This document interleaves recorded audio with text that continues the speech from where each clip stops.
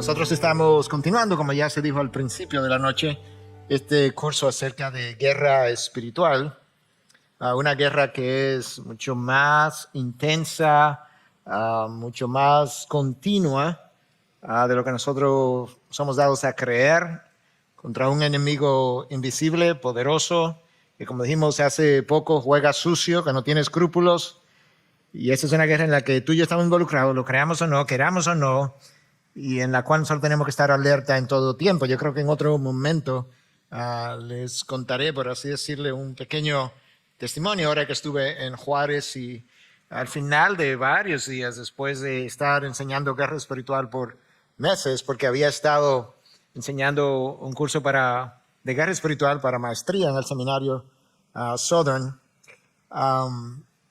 de qué forma, como de forma inadvertida, por así decirlo, me encontraba en medio de esa guerra espiritual y no me estaba ni siquiera percatando. De manera que es un enemigo sutil y que está, como dice la palabra, como león rugiente, buscando a quien devorar, como esperando cuando tú bajes tus barreras. En el día de hoy nosotros vamos a estar hablando de la batalla por tus emociones y deseos. Yo no creo que nadie ha pecado fuera de esta área. Estaba ahí sentado pensando en diferentes tipos de pecados y no pude imaginarme ningún pecado de ningún tipo, ni en la Biblia ni fuera de la Biblia, donde las emociones y los deseos no estuviesen involucrados. De manera que esta es un área capital que yo debo conocer, porque los tropiezos se dan precisamente con la participación de deseos y de emociones, y de eso queremos hablar durante todo el tiempo que estemos compartiendo esta noche. El apóstol Juan escribió varias cartas. Su primera carta es quizá la más teológica de las tres, todas son breves, pero esta es la más extensa de las tres. Juan escribe estas cartas probablemente entre el año 85 y 95 de nuestra era. Ya él era una persona muy entrada en edad, quizá en sus 80 o 90 años, con experiencia. Y cuando él escribe en esa primera carta, en el capítulo 2, versículo 16, él nos ayuda a comenzar a entender todo este mundo de emociones y deseos. Y él dice, porque todo, subraya ahí la palabra todo, si hay algo que caracteriza esta primera carta de Juan, son los absolutos con los cuales él habla. Y este es uno: todo lo que hay en el mundo, la pasión de la carne, la pasión de los ojos y la arrogancia de la vida, no viene del Padre. ¿Ok? ¿De dónde viene entonces? Si no del mundo. Dijimos en un principio que nosotros tenemos guerra en tres frentes: el mundo, Satanás, nuestras emociones, nuestro mundo interior. El problema con las emociones y los deseos son humanos, fueron creados por Dios, pero lamentablemente nuestros deseos, nuestras emociones se originan en lo que ha sido llamado el pecado remanente. Dios nos hace nacer de nuevo, pero queda en nosotros pecado residual. Los reformadores llamaron remanente. Entonces ese pecado remanente origina emociones y deseos pecaminosos que me llevan a pecar una y otra vez. Las tentaciones no tendrían poder sobre nosotros, o tienen poder sobre nosotros precisamente porque disparan nuestros deseos. Cuando tú te ves tentado, puedes ser tentado a comerte un bizcocho, por así decirlo, que no debieras comerte. El problema es que cuando lo ves, luce tan atractivo, tan brilloso, te recuerda cosas que ahora tú tienes deseo de comerlo. Antes de verlo no tenía deseo de comerlo, lo viste y ahora quiere. Bueno, eso ocurre así en todas las áreas de nuestro ser interior. Las emociones rinden como un reporte a nosotros. Ellas no están ahí para dictarnos la conducta que debiéramos seguir. John Bloom, un hombre de Dios, escribiendo para Desiring God, hace unos años atrás, hablaba de esto en un artículo que él publicó. Y nos ayuda a entender que ciertamente las emociones son buenas, incluso no solamente porque Dios las creó, es que se suponen que ellas son como un medidor de cosas. Entonces ellas están ahí para reportarnos cosas, pero no para dictarnos en qué dirección debiéramos seguir. Nuestros deseos, entonces, nos informan de aquellas cosas que nuestro corazón ama, aquellas cosas en las que el corazón confía, aquellas cosas que el corazón teme. Por eso es que son buenas reporteras las emociones, porque nos dejan saber a tu corazón le gusta esto o le gusta aquello. O en otras ocasiones cuando estamos intimidados, ¿verdad? Porque en la guerra espiritual a veces Satanás lo que hace es intimidarnos. Tu corazón le teme a esto cuando en realidad debiera estar confiando en Dios. O tu corazón realmente confía en el poder de las riquezas. ¿O qué tal la palabra riqueza? El dinero que pudiera tener mañana y que hoy no tiene, que quisieras acumular hoy. Entonces estas emociones, deseos, son buenos reporteros de malas cosas. Pero pudieran ser buenos reporteros de buenas cosas. Realmente tú estás creciendo en amor por el otro, por el hermano, por Dios, por la palabra. Tú estás creciendo en amor por la iglesia. De manera que ya nos reportan cosas a nosotros. Pero nosotros necesitamos filtrar para saber, entonces, a través de las emociones que siento, los deseos que tengo, qué es lo que verdaderamente yo amo.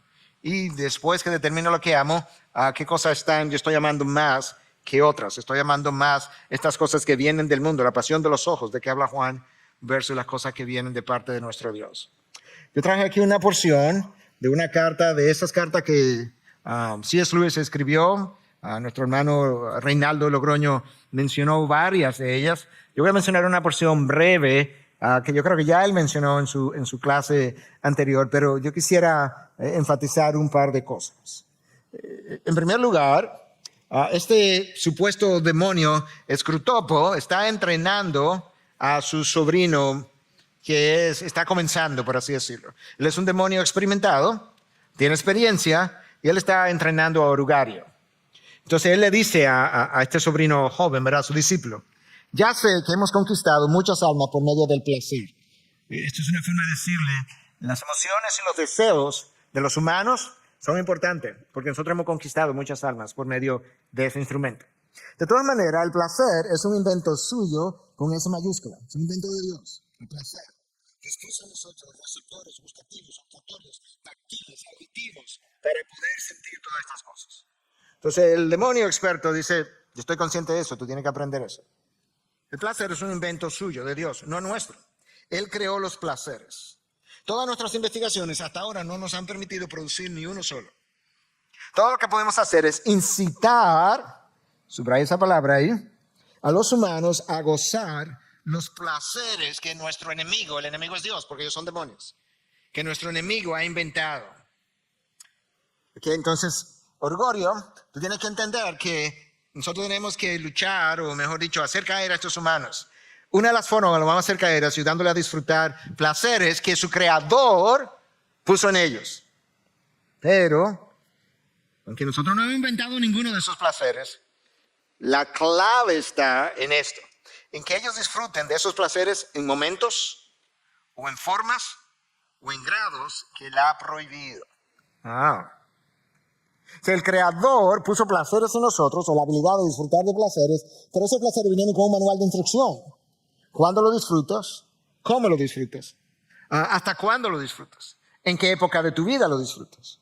Entonces la clave está, Orgorio, en que ellos que tienen receptores creados, dados por su Dios, los usen. Pero tenemos que encontrar la forma ilegítima de que ellos los usen. En momentos, en lugares, en formas, en grados, que su creador les prohibió. Entonces la caída, Adán y Eva, pervirtió la mente, pervirtió el corazón. Entonces ahora con una mente pervertida, nosotros buscamos sensaciones que podemos experimentar precisamente porque Dios nos dio la habilidad para hacerlo, pero estamos buscando sensaciones cada vez mayores, como el que usa droga un día y luego quiere más y quiere más, cada vez mayores. El problema es que con cada experiencia de esa sensación o placer, resulta que el disfrute va bajando. Entonces hay más sensación o más búsqueda de la sensación con menos disfrute. Eso es exactamente lo que las drogas hacen. Esa es la clave de Orgorio. De manera que sé disciplinado, sigue estudiándolos para que tú puedas estimularlos en la dirección equivocada. Entonces, ¿cuál es el problema con nuestros deseos? Bueno, que es que yo tengo gente que me tienta. Bueno, el problema no es ser tentado. La palabra dice que Cristo fue tentado en todo, o sea que la tentación no es un problema. El problema es ceder a la tentación. Y nosotros cedemos a la tentación cuando nuestros deseos son mayores que, ¿qué cosa en nosotros? Que nuestro dominio propio. Y el dominio propio es directamente proporcional a mi llenura del Espíritu. Y mi llenura del Espíritu es directamente proporcional a cuánto de mi vida yo le he cedido el control a Dios. Al final del camino es un problema de ceder o no ceder el control de mi vida al Dios que murió por mí. El problema no está en las cosas materiales que yo deseo. Es desearlas de forma distorsionadas. Porque cuando esas cosas materiales que yo deseo, yo pudiera desear un buen carro y alguien pudiera decir, bueno, ¿para qué tú quieres un buen carro? Suponte que yo diga, la verdad que no estoy seguro, pero sabes que ese carro me gusta. Bueno, pero ¿por qué te gusta? Quizás si yo no tengo ninguna otra respuesta, simplemente que me gusta, quizás no sea un problema. Pero tan pronto yo comienzo a decir, bueno, es que yo tengo un nuevo trabajo. Y tú sabes que para yo conseguir clientes yo necesito ese carro. Tú sabes que donde yo trabajo ahora la gente no llega en carro como lo que yo tenía. Entonces yo me siento inseguro cuando entro en este otro carro. Es donde está el problema. Que yo comienzo a desear las cosas materiales de forma distorsionada. Ahí está el problema. Entonces el problema no es tener ciertos deseos. Es querer llenarlos cuando yo quiera, aunque sea de forma ilegítima. Cada vez que yo tengo un deseo, yo quiero llenarlo. No importa o a quién me lleve por delante, a quién yo destruya, a qué amigo destruya, qué relación, qué matrimonio, mi propio matrimonio, mi propia familia. Ahí es donde está el problema, el quererlos llenar independientemente de que sea una forma legítima o ilegítima. La diversión no es un problema. Yo no creo que el cielo va a ser un lugar aburrido. Para nada, en lo más mínimo. Yo creo que va a ser extremadamente divertido. Ahora, ¿cómo va a ser la diversión? No sé, pero no va a ser como es aquí abajo. El problema de la diversión es cuando yo quiero divertirme, como el mundo se divierte. Entonces ya ahí hay un problema. Bueno, pastor, pero el mundo va a la playa, no se puede ir. Claro, tú puedes ir a la playa, pero hay maneras de ir a la playa. Y así sucesivamente con cada diversión. Entonces, es para que vayamos entendiendo dónde es que radica el problema de mis deseos, mis emociones y demás. El problema no está en lucir bien. Tú has visto la naturaleza, tú has visto una montaña bien irrigada y más que te diga, wow, qué fea esa montaña. Porque si la has visto, quizá es a ti que hay que arreglarte los ojos o algo, porque no está apreciando la belleza de Dios, lo frondoso de la vegetación, lo verde, la luz del sol, las nubes encima, dándole un trasfondo, un color de contraste y demás. El problema no es lucir bien. Yo no creo que Dios hizo cosas para que lucieran mal. El problema es cuando yo amo la apariencia. Tú puedes ver entonces a dónde fue que me fui de lado, por así decirlo. El problema no es disfrutar el mundo. Dios, cuando revisó su creación, dijo que era buena eminentemente, buena en gran manera. En otras palabras, aquí está el mundo, disfrútalo. Originalmente. El problema es amar ese mundo, o de ese mundo sus formas, de ese mundo caído ahora, sus estilos, su música, su vocabulario, su forma de vestir. Ahí es donde está el problema. El problema no es poseer cosas. Debiéramos poseer cosas, tenemos que poseer cosas. El problema es anhelarlas y codiciarlas, o de la misma manera que los incrédulos lo hacen, o anhelarlas o desearlas hasta el punto que yo estoy dispuesto a pecar para obtenerla. Y me resiento si no la tengo. Si me resiento, ¿contra quién me resiento? Entonces, en pocas palabras, amar el mundo es deleitarnos en cosas o en cantidades que tienden a disminuir nuestros deseos por las cosas de Dios. ¿Okay? Cuando la palabra de Dios dice que no amen al mundo, ¿a qué se está refiriendo? Bueno, es que no ame cosas o en cantidades, a veces son cosas, pero a veces esa cosa está bien, pero la cantidad no está bien. ¿Pero qué es lo que no está bien? El problema es que la cantidad de eso, del amor que le estoy dando, ha bajado la intensidad, la pasión que tenías o debías tener por las cosas de Dios. Esa es la razón por la que la definición de pecado de Susana Wesley, usted la ha oído de parte mía, quizá de parte de otros de los pastores, y la sigo trayendo porque yo creo que nos deja ver algo de lo que yo estoy enseñando esta noche y de lo que es amar el mundo y amar el pecado. Cuando John Wesley le preguntó a Susana, a su mamá, a su madre, que cuál era la definición de pecado, esto es lo que ella dice: pecado es cualquier cosa que debilite tu razonamiento cuando ya tú no estás pensando bien, ya eso es pecaminoso, porque si no estás pensando bien, hay algo que está fuera de foco.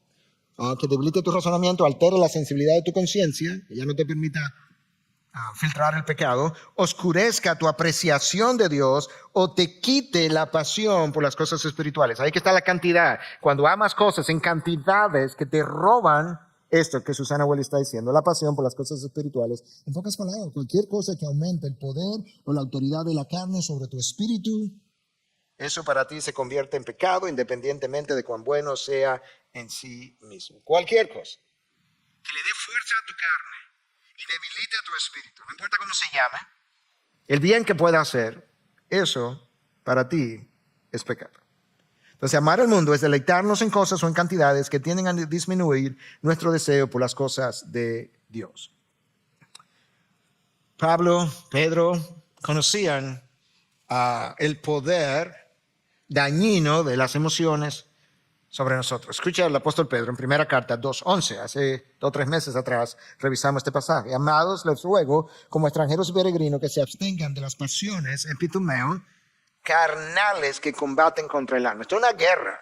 Las pasiones internas son una guerra. Y tú sabes que cada vez que hablamos de pasiones, pensamos de una vez sexualidad, inmoralidad, droga, alcohol. No, olvídate, por este momento, olvídate de todas ellas. Todavía estamos llenos de pasiones. Pasiones de todo tipo. Pasiones por ganar un argumento. Pasión por ser el primero. Pasión porque me inviten y no me invitaron. Pasión porque sea yo quien haga esto y no el otro. Estamos llenos de todos esos deseos pecaminosos. Una lista interminable. Y Pedro dice, el problema es que tú tienes un alma regenerada, pero esas pasiones combaten. Es un lenguaje de guerra, de batalla contra tu alma. La palabra en el original es epitumeo, pero viene de una raíz epitimia, que implica precisamente deseos, pasión, lujurias, anhelos. Cuando pensamos en lujuria, casi siempre pensamos en sexualidad, pero hay lujuria de otro tipo. Es como deseo desbordado por alguna cosa. Esa palabra epitimia aparece 38 veces en el Nuevo Testamento, 35 de las 38 tiene una connotación negativa. De manera que en la enorme mayoría de los casos que esta palabra se usa en el Nuevo Testamento, no está hablando de nada bueno, de algo negativo, de algo pecaminoso. Hay 3 excepciones, están ahí, Lucas 22:15, Filemón 1:23, 1 Tesalónica 2:17. Entonces, ¿qué hacemos con los deseos? ¿Qué hacemos con las emociones que se levantan en nosotros? Puestas en nosotros, o la habilidad para sentirlas por nuestro Dios. Entonces, ¿qué hacemos? Bueno, el apóstol Pablo estaba muy consciente de ellas. Como estaba consciente de ellas, nos dejó ver qué hacer con ellas. Y cuando él escribió a los Corintios, en su primera carta, 9:26-27, Pablo dice, por tanto, yo de esta manera corro, no como sin tener meta. Yo tengo una meta hacia la cual yo estoy corriendo. De esta manera peleo, está usando una metáfora, no como dando golpes al aire, a tientas. Así no es como yo vivo mi vida, sino que golpeo mi cuerpo y lo hago mi esclavo. En la metáfora, Pablo dice, mi oponente no es otro boxeador que está frente de mí. Mi oponente es mi cuerpo, mis pasiones, mis deseos. Yo los voy a golpear. Es una metáfora, no es físicamente, no es literalmente, pero voy a golpear mis pasiones. Y yo voy a someter mis pasiones hasta que ellas se conviertan en esclavos míos. Mis pasiones, yo no voy a servir a mis pasiones como si yo fuera esclavo de ellas. No, ellas me van a servir a mí. Eso es lo que Pablo está diciendo. Y Pablo dice, ¿sabe por qué yo tengo que hacer eso? Porque yo estoy consciente de que aquel que se crea firme, cuídese que no caiga. No vaya a ser que después de yo haber estado en este viaje, en esta ciudad, no vaya a ser que habiendo predicado, descalificaron a Pablo. Nosotros tenemos que estar conscientes de que, si bien es cierto que la palabra de Dios, de manera clara, habla de que la salvación es algo eterno, que no se pierde, la calificación o descalificación, claro que se pierde, hasta Moisés la perdió en un momento dado. Y Pablo está diciendo, yo sé, ¿qué fue lo que hizo? ¿Qué fue lo que descalificó a Moisés? Una pasión o una emoción. ¿Cuál fue? La ira. Te das cuenta que estas emociones, deseos, no son la misma cosa, pero tú sabes, los deseos levantan emociones en nosotros. Tengo deseo o mejor dicho, tengo deseo de comer helado y de repente yo tengo una emoción por chocolate. Tú sabes, si me pudiera comer un chocolate ahora, en este momento, cosas similares. Entonces, ¿qué es lo que Pablo está diciendo? Yo tengo un oponente en mi propio cuerpo. El cuerpo tiene que ser dominado, sus pasiones, de manera que él se haga tu esclavo y sirva a tus propósitos, no al revés. Entonces nosotros este es uno de los grandes problemas del cristiano, y es que no tiene vida disciplinada. Si tú encuentras un cristiano que frecuentemente está tropezando y cayendo, yo te garantizo que ha encontrado una persona no disciplinada. definitivamente. Entonces Pablo está diciendo, una de las características, bueno, déjame hacer un paréntesis. Pablo le dice a Timoteo, su discípulo más joven, disciplínate para la piedad, Timoteo. No puedes tener santidad sin disciplina. Es una imposibilidad. ¿Y qué es lo que voy a disciplinar? Tus deseos, tus emociones, las cosas que te hacen que en un momento dado no queriendo hacer algo, tú terminas haciéndolo. Y otras veces que queriendo hacer algo terminas no haciéndolo. Eso es lo que tienes que disciplinar. Y ahí nosotros, los latinoamericanos, no somos muy buenos. Lamentablemente, somos una cultura un poco romántica. O yo no sé si un poco, muy romántica.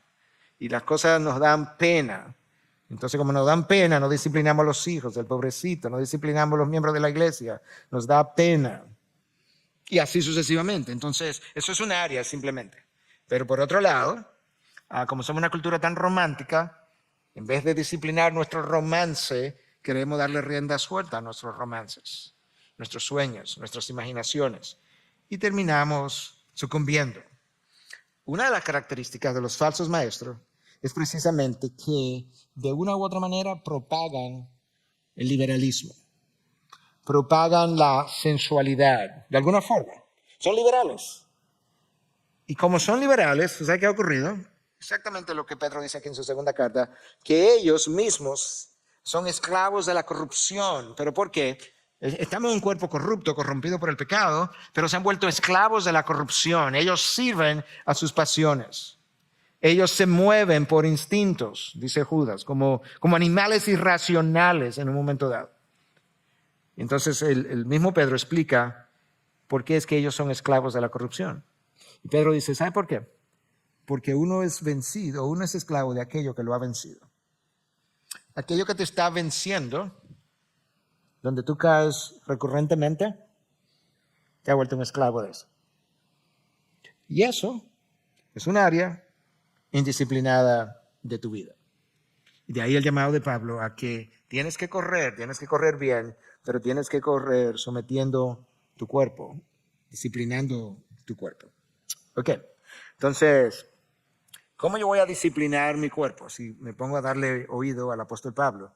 Bueno, estos son pasajes muy conocidos, pero lo voy a mencionar otra vez, porque no siempre lo he visto en el contexto correcto o en un contexto más que antes no lo había visto. Ahora estamos hablando de dos pasajes muy conocidos en el contexto de la guerra espiritual. Entonces hemos oído mucho del fruto del Espíritu, tanto como yo. El fruto del Espíritu es amor, gozo, paz, mansedumbre, tú lo conoces, benignidad, y llegamos a dominio propio. Ahora eso lo hemos oído mucho. Ahora yo estoy diciendo que el fruto del Espíritu es esencial para la guerra espiritual. Porque el último de ellos es dominio propio. Y es justamente el dominio propio que a mí se me da por medio del Espíritu para que me ayude a someter mis pasiones, mis instintos, mis anhelos, mis emociones. Tú sabes que en el contexto en el que ese texto nos dice, en el contexto, perdón, en el que en el capítulo anterior a este texto, capítulo 4 de Gálatas, de Efesios, perdón, donde se nos llama a ser llenos del Espíritu, se nos llama primero a no estar bajo el dominio del alcohol, para luego decirnos que debe estar bajo el dominio del Espíritu, que es ser lleno del Espíritu. Es Efesios 4. Efesios 5, versículo 18, es donde se me llama a estar lleno del Espíritu. Okay. ¿Por qué yo menciono eso? Porque yo acabo de decir que el dominio propio es lo que me restringe mis emociones para yo no pecar. Cuando tú tomas alcohol, que es lo primero que me dice que no quede bajo el dominio del alcohol, sino que sea lleno del Espíritu. Cuando tú tomas alcohol, ¿tú sabes qué es lo que ocurre? Que tus centros de inhibición que trabajan con tu dominio propio son deprimidos. Y de repente yo quedo desinhibido. Eso es lo que hace el alcohol. La verdad es que cuando tú comienzas a ver a alguien que está bebiendo y tú dices, ese muchacho está contentón, es lo que está desinhibido porque el alcohol le ha quitado a los centros de inhibición, le ha quitado el control que tenían y han quedado desinhibidos. Pablo, con eso en mente, aunque no supiera toda la fisiología, ¿verdad?, que hoy conocemos, Dice, ese descontrol que el alcohol produce, eso es lo que tú no puedes tener. Y lo que tú sí debes tener es el control del Espíritu, la llenura del Espíritu. Que luego entonces, él me dice en Gálatas, me da dominio propio y mantiene mis centros, por así decirlo, de inhibición fortalecidos para yo poder resistir los deseos y las tentaciones. Gálatas 5:17 también me deja ver en el contexto de la guerra espiritual interna, que es la más frecuente, la más intensa, que yo tengo deseos tanto producidos por el Espíritu que mora en mí como por la carne que permanece conmigo. Y que ellas viven en guerra continua, unos deseos se oponen a los otros deseos, y Pablo me explica, el problema de esa guerra es lo que está aquí al final. No pueden hacer lo que desean. Ok, entonces Pablo me resumió toda una teología increíble de desobediencia. Me lo resumió en un versículo. Me dice, ¿tú quieres saber algo de tu desobediencia? Claro que tiene que ver con tu amor por Dios, porque si me amáis, obedecéis mis mandamientos, pero al final del camino, Pablo dice, esto es lo que está pasando. Tú tienes un espíritu que mora en ti, él tiene deseos, él obra en ti tanto el querer como el hacer. Tú tienes pecado remanente que mora en la carne, que no ha sido regenerada. Esos dos deseos o grupos de deseos se oponen. Y cuando tú has estado alimentando la carne más que el espíritu, tú no puedes hacer lo que tú deseas. Cuando tú alimentas el espíritu más que la carne, tú terminas haciendo lo que tú debes hacer. No es necesariamente que es fácil, no, es que tú ganas la batalla. A veces es fácil, dependiendo de la intensidad de la lucha, pero otras veces no es tan fácil. Nadie dijo que sería fácil, sino que simplemente tú ganas la batalla, tú ganas la lucha. Por tanto, yo necesito apagar cosas en mi vida, apagar cosas en mi práctica diaria que alimentan mi carne. Hay cosas que yo no debo estar viendo, ni oyendo, ni conversaciones que estoy teniendo. ¿Por qué? Porque alimentan mi carne, me van a llevar en la dirección correcta, incorrecta. Entonces, ¿qué es lo que Satanás hace? Él no va a entrar dentro de mí como una computadora y decir, ok, deseo de tal cosa, ¡ting! Y le va a punchar una tecla. No. Él sabe que yo tengo deseos y tú también. Él conoce el ser humano y nos conoce de manera individual porque nos va observando. Entonces lo que él dice es, déjame ver de qué manera yo puedo alimentar tu deseo en esta área. Este es un área que a ti te gusta. Este es un área de debilidad para ti. Y tú ves eso en el texto de 1 Crónica 21:1, donde dice que Satanás incitó a David a hacer un censo. Yo no dudo que el mismo Satanás que incitó a David a hacer un censo lo haya incitado, aunque el texto no lo dice así, para dejar claro lo que la Biblia dice y no dice. Pero yo no dudo que el mismo Satanás que incitó a David a hacer un censo fue el que incitó a David a llamar a Betsabé y que tuviera relaciones con Betsabé. No, yo no sé si ocurrió exactamente así, pero no lo dudo lo más mínimo que haya podido hacer. Es el mismo Satanás que le habla a Eva acerca de la fruta, que era buena, ¿verdad?, para alcanzar la sabiduría y llegar a ser como Dios. ¿Qué es lo que él está haciendo? Él la estaba incitando, estaba provocando. ¿A través de qué? De una conversación, del sentido auditivo. Si Eva hubiese sido sorda, por ponerlo así, Satanás no hubiese podido incitarla. Tú puedes ver entonces que nuestros sentidos tienen que ver con nuestras tentaciones. Y más aún, él habló de la fruta, de alguna manera se la señaló y dice que cuando Eva vio, si Eva hubiese sido ciega, no ve la fruta, no ve el árbol. Vio el árbol, que el árbol era bueno para comer y que era agradable a los ojos. Yo no sé cómo lucía, pero tú has visto a veces en los supermercados estas manzanas, ¿verdad?, muy preciosas de Navidad, grandes, que vienen con mucho color ya, no de fábrica, pero de naturaleza. Pero encima de eso le ponen un tipo de cera, voy a decir barniz, un tipo de cera que la hace más brillosa todavía. Así debió haberle parecido a Eva.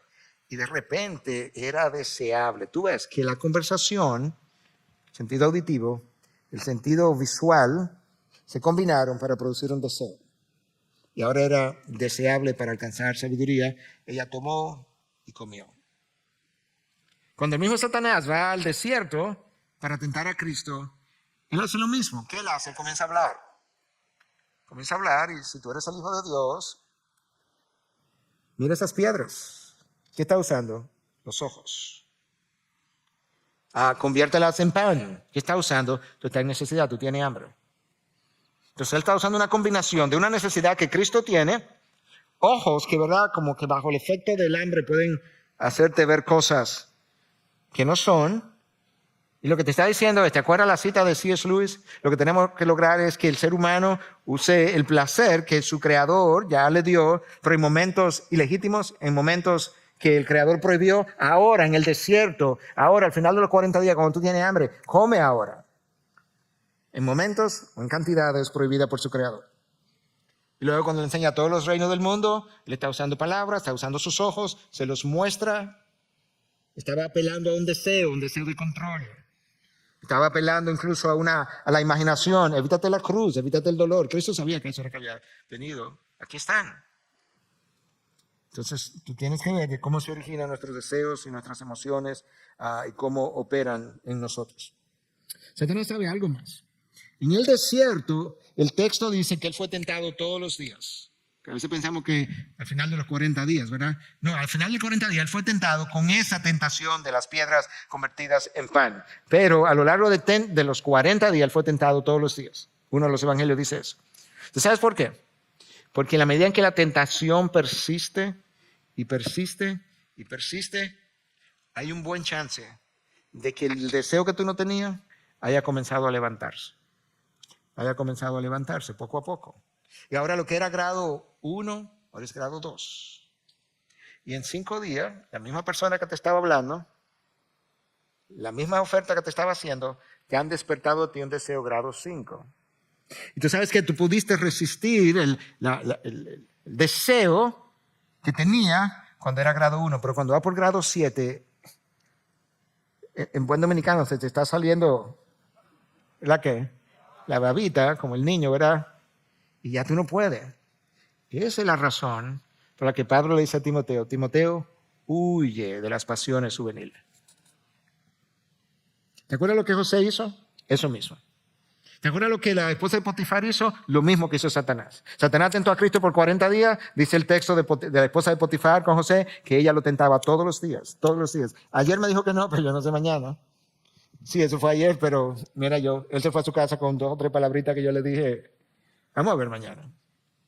Y cuando finalmente, ¿verdad? Ella le quita la ropa, ¿qué hizo José? Lo mismo que Pablo le dice a Timoteo, huye de las pasiones juveniles, sal corriendo. Él salió corriendo. Cuando tú lees la historia de Amón, el hijo de Salomón, que tenía una pasión por su hermana Tamar, el texto dice que todos los días esta pasión crecía en este hermano. Ya cuando él no pudo más, él se inventó, porque la tentación es creativa. Se inventó un plan, se enfermó, supuestamente. Se metió debajo de la sábana, le dijo a su padre que mandara a su hermana para que lo alimentara. Su hermana va, le hace una sopa. Y entonces ahora el hermano, mira, ahí está la sopa. No, yo estoy tan enfermo que yo quiero que tú me la des. Y cuando ella fue a dársela, entonces él la forzó y la metió en la cama. Porque la tentación va despertando los deseos. Acán vio un lingote de oro. Dios había dicho, no toquen nada del anatema, ninguna posesión quiero que tomen al invadir la ciudad. Pero Acán vio un lingote de oro y vio también un lienzo babilónico. Y cuando sus ojos se llenaron, igual que los de Eva, él no resistió y tomó el lingote de oro y tomó el lienzo y lo escondió. Porque el pecado le encanta esconder. Adán y Eva se escondieron detrás de un árbol. Nosotros pecamos y mentimos y escondemos el pecado, o tratamos. El niño toca algo que tú le prohibiste y él esconde su mano. Oye, son muy igualitos que nuestros progenitores. Sansón y Dalila. Dalila comenzó a tentar a Sansón, a tentar a Sansón, a tentar a Sansón. ¿Qué pasó? Tanto dio la gota en la roca hasta que le hizo un hoyo y Sansón le confesó su pecado. David sale y ¿qué pasó? David vio. ¿Te das cuenta? Que mis ojos son un problema. Nuestros oídos son un problema. No son tan simples como parecen. Balac, el rey de los moabitas, le ofrece dinero a Balán, el aparente profeta de Israel, para que maldiga a los israelitas. Al principio él dijo que no, imposible. La segunda vez dijo, bueno, déjame orar con Dios a ver si Dios me da permiso. Y poco a poco tú ves cómo la tentación va erosionando tus convicciones. Cuando tú comiences a ver, a sentirte tentado, hay una sola cosa que tú y yo podemos hacer. Huye, sal corriendo, no sigas viendo, no sigas oyendo. Eso fue lo que José hizo, eso es lo que Pablo le dice a Timoteo que él debe hacer. ¿Por qué? Porque los deseos son un problema y las emociones también. Eva vio la fruta, Acán vio el lienzo y el lingote de oro. David vio a Betsabé, Entonces, ¿qué hago? Yo leí este texto de Job 31:1. No sé cuándo, pero yo viví en Estados Unidos. Hace muchos años. Tenemos 23, 24 años aquí. Cuando yo lo leí, por primera vez yo dije, ahora mismo yo voy a hacer eso mismo. Job 31:1 dice, hice un pacto con mis ojos. ¿Cómo podía entonces mirar a una virgen? En el contexto, ¿verdad? En el contexto nuestro, yo tengo que hacer un pacto con mis ojos, con Dios, pero es con relación a mis ojos. ¿Cómo yo voy a ver? Vamos a comenzar por la televisión. ¿Cómo yo voy a ver gente que porta la imagen de Dios disfrutando perversamente las habilidades que Dios ha puesto en la imagen de Él en el hombre? Y que yo con la imagen de Dios disfrute eso perversamente. Yo tengo que hacer un pacto con mis ojos. Yo tengo que hacer un pacto con mi Dios. Y es bueno ver que Eva vio, que Acán vio, que David vio, y Job vio en algún momento y dice, no, pero yo hice un pacto con mis ojos. De que yo tengo que ver como Dios ve. Entonces, en el contexto que estamos hablando de guerra espiritual, ciertamente Satanás juega un rol importante en nuestras vidas, en hacernos caer. Pero antes de que yo haga como, ¿verdad? Hay un sector de la iglesia evangélica que todo se lo atribuye a Satanás. Antes de que yo haga eso, Santiago me instruye y me evita que yo, o quiere evitarme que yo vaya en la misma dirección. En el capítulo 1, versículo 14 y 15 dice que cada uno cuando es tentado, cuando es llevado y seducido por su propia pasión, no Satanás. Satanás simplemente te puso el pastel. Pero el deseo de comértelo no lo puso él. Simplemente te trajo el pastel. Después, cuando la pasión ha concebido, da luz al pecado. Y cuando el pecado es consumado, engendra la muerte. Eso te pasó porque tú fuiste capturado y seducido por tu propia pasión. Si no estuviera ahí la pasión, no te comes el pastel. Entonces es bueno ver cuál es la participación de Satanás y cuál es la participación mía. Satanás tiene poder sobre nosotros por la naturaleza pecadora caída que existe en nosotros. Y mientras más fortalecida está mi naturaleza pecadora, más poder Satanás tiene sobre nosotros. Porque Satanás no me empuja, Satanás me atrae, él me presenta la tentación. Más nada. Hizo con Eva lo mismo, le enseñó el árbol. Con Cristo hizo lo mismo, le enseñó las piedras. Eso es lo único que él hace. Y luego dice, ok, vamos a ver qué pasa con tus deseos. Por tanto, cuando te sientes tentado, el problema no está en la tentación. El problema está en mí. Lo que a usted lo tienta depende de los deseos de su corazón. Santiago, lo que acabamos de leer en Santiago. Puede ser que quizás esta persona no debiera vestirse de una manera para no provocar a su hermano. No estamos diciendo que no.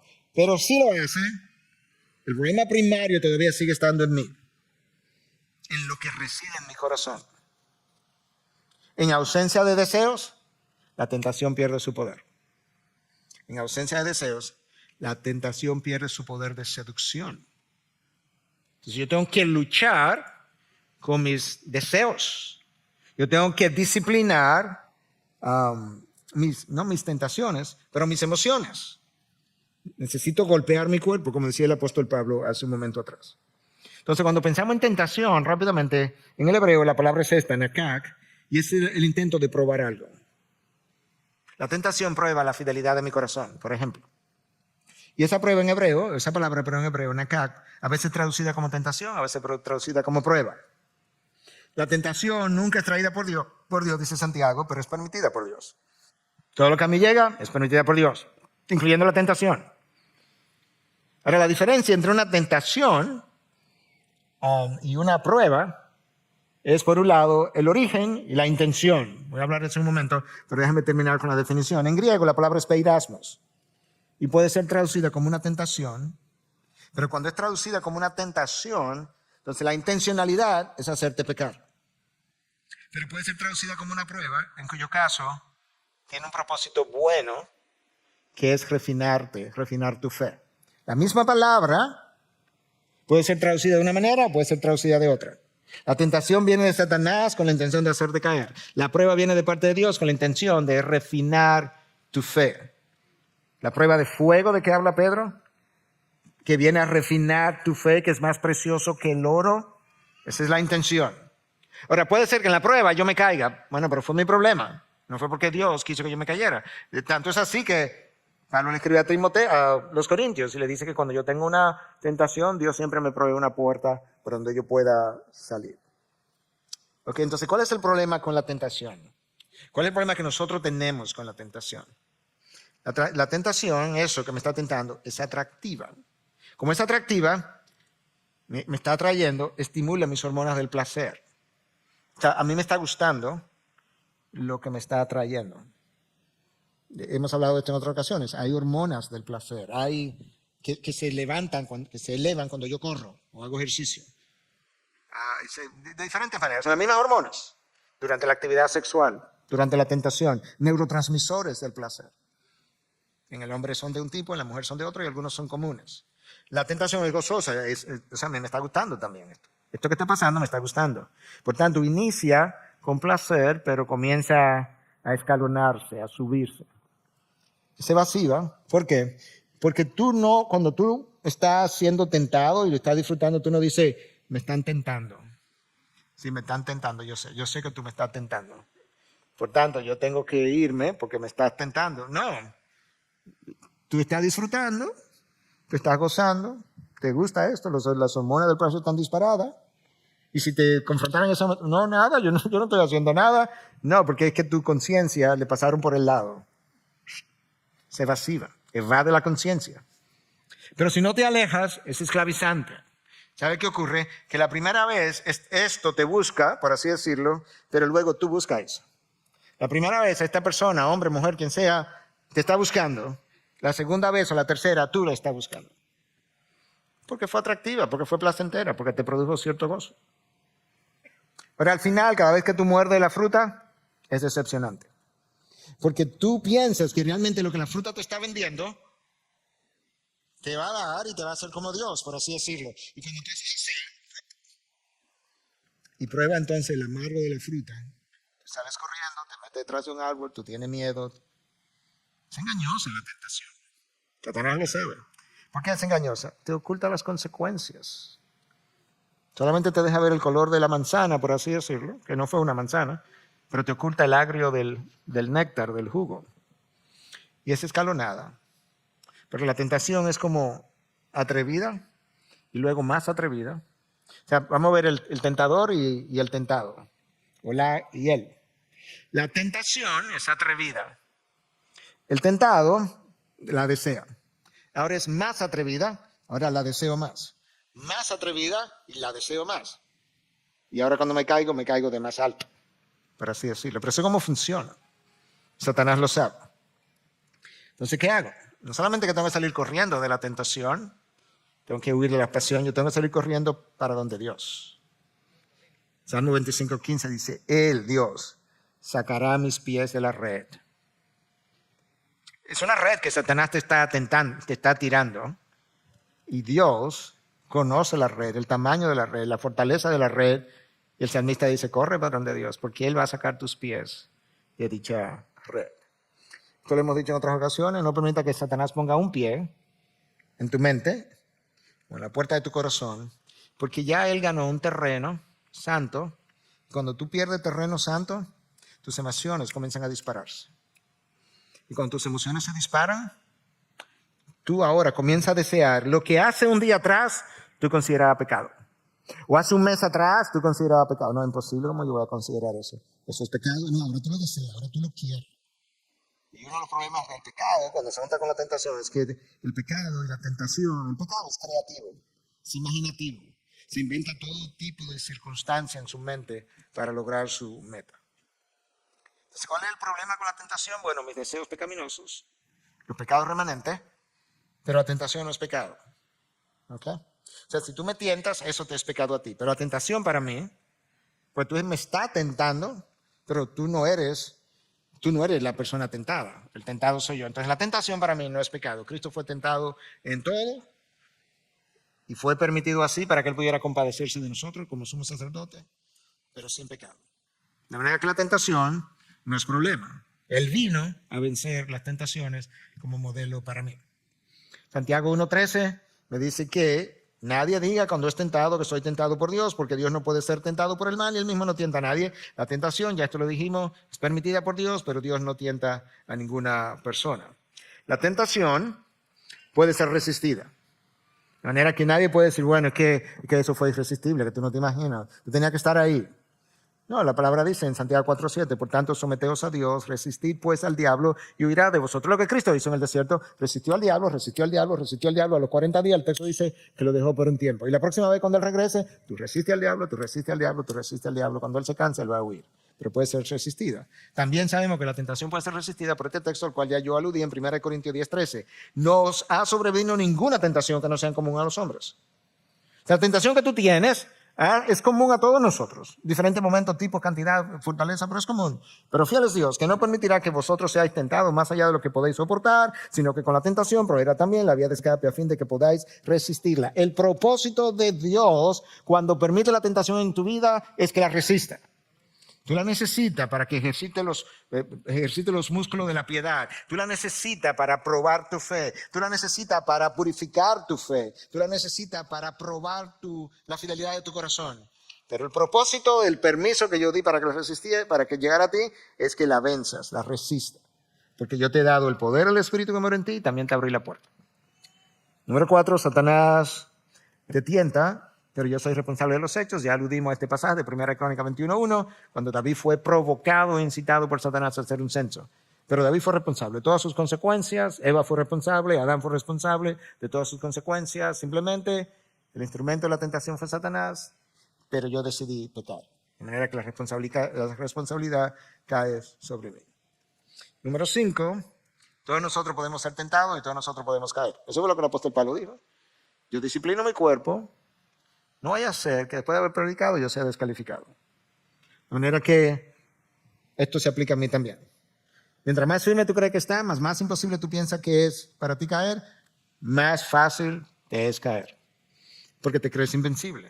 Porque piensas que por tu experiencia, dones espirituales, preparación teológica, como que ya eso te protege. Nada de eso es protección contra la caída. Lo único que te protege es una vida de disciplina, una vida cercana a Dios, una llenura del Espíritu y una dependencia del Espíritu. Número 6, resistir la tentación requiere el poder de Dios y no el poder de mi carne. El Señor le dice a Pablo en su segunda carta, a los Corintios 12:9, te basta mi gracia. Mi poder se perfecciona en la debilidad. Pablo dice, ok, perfectamente, me glorío entonces en mis debilidades. Entonces yo necesito vencer la tentación en el poder del Espíritu, no en el poder de la carne. Número 7, permitir la tentación es parte del proceso de crecimiento. Dios la permite porque es como los músculos de la piedad se ejercitan. Santiago 1, de 2 al 4, tened por sumo gozo, hermanos míos, el que os halléis en diversas pruebas. Ahí está la palabra peirasmos. Sabiendo que la prueba de vuestra fe, la fe está siendo probada, ¿lo ves? Produce paciencia, que la paciencia ha de tener su perfecto resultado para que seáis perfectos y completos sin que os falte nada. De manera que Dios permite la tentación, mi fe está siendo probada para que mi piedad aumente. Pero si no disciplino mi cuerpo, si no cierro mis ojos, si no tapo mis oídos, si no salgo corriendo, yo voy a terminar cayendo.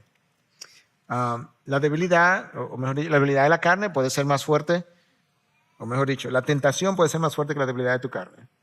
Con frecuencia es así, pero no va a ser más fuerte que el que mora en ti.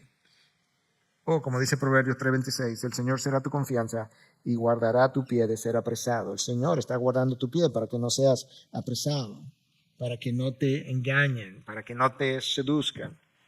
Pero si el Señor está tratando de guardar mis pies y yo estoy tratando de alejar mis pies, por así decirlo, de las manos que el Señor está tratando de poner alrededor de mis pies para que no me caiga, entonces me voy a caer.